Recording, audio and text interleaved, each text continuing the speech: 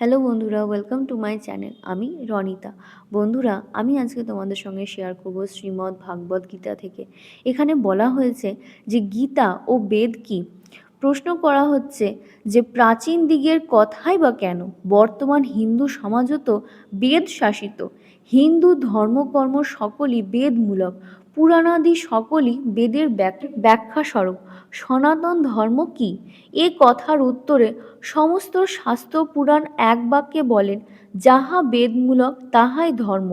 কিন্তু গীতা শাস্ত্র বলিতেছে, এই যে বেদমূলক কাম্য কর্মাত্মক ধর্ম, উহা শ্রেয় পথ নহে।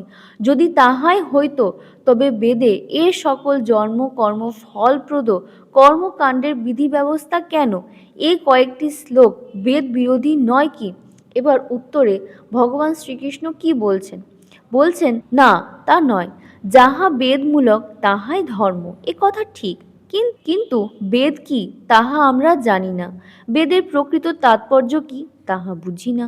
মোক্ষমূলক বা রমেশচন্দ্র দত্তের অনুবাদ পড়িয়া তাহা জানা যায় না। প্রাচীন নিরুক্তকারগণের মধ্যেও মর্মান্তিক মতভেদ দৃষ্ট হয়। দর্শন ও ধর্মশাস্ত্রাদি বেদ শিরোধার্য করিয়াও পরস্পর বিরুদ্ধ মতাবলম্বী।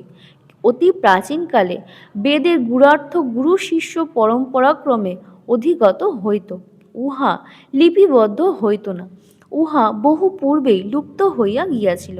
পরে বেদার্থ যিনি যে রূপে বুঝিয়াছেন, তিনি সেই রূপ ব্যাখ্যা করিয়াছেন এবং তদানুসারে নানা মতবাদের সৃষ্টি হইয়াছে।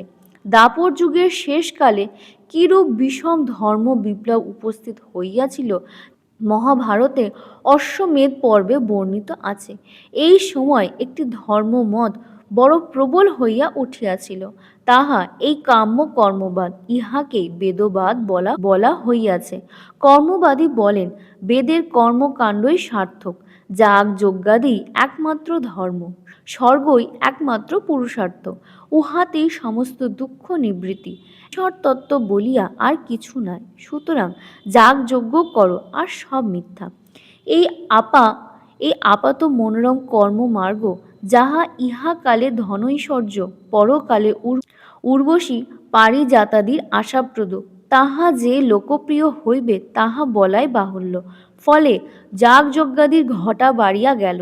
অশ্বমেধ, গোমেধ, নরমেধাদি মেধের মাত্রা বৃদ্ধি পাইল। প্রাণীবধই ধর্মে পরিণত হইল। এইরূপ যখন ধর্মের গ্লানি, অধর্মের অভ্যুত্থান, তখনই ধর্ম সংস্থাপনার্থে শ্রী ভগবানের অবতার, গীতা প্রচার। তাই শ্রী ভগবান বলিতেছেন, এই নিরীশ্বর মূঢ়গণের কথায় মুগ্ধ হইও না, ও পথে যাইও না। উহাতে বুদ্ধি ঈশ্বরে একনিষ্ঠ হয় না।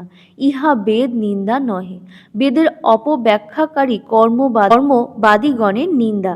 বেদকে যে ত্রৈগুণ বিষয়ক বলা হইয়াছে, উহা অবশ্য সংহিতা ভাগ বা কর্মকাণ্ডকে লক্ষ্য করিয়া। বেদের জ্ঞানকাণ্ড বা উপনিষদ ভাগ ত্রিগুণ্য, উহা ব্রহ্মতত্ত্ব প্রতিপাদক ব্রহ্মবিদ্যা। কর্মকাণ্ড ত্রিগুণাত্মিক, ইহা সকলেরই স্বীকার্য। সুতরাং ব্রহ্মাজ্ঞের ইহাতে প্রয়োজন না, এ কথায় নিন্দা হয় না। আজকের ভিডিওটা এই পর্যন্তই। তোমাদের আজকের ভিডিওটা কেমন লাগলো আমাকে অবশ্যই জানাবে। আর যদি তোমাদের আমার ভিডিও ভালো লেগে থাকে, তাহলে অবশ্যই আমার চ্যানেল সাবস্ক্রাইব করবে, লাইক, শেয়ার আর কমেন্ট করতে ভুলবে না। আজকে এই পর্যন্তই, দেখা হচ্ছে নেক্সট ভিডিওতে।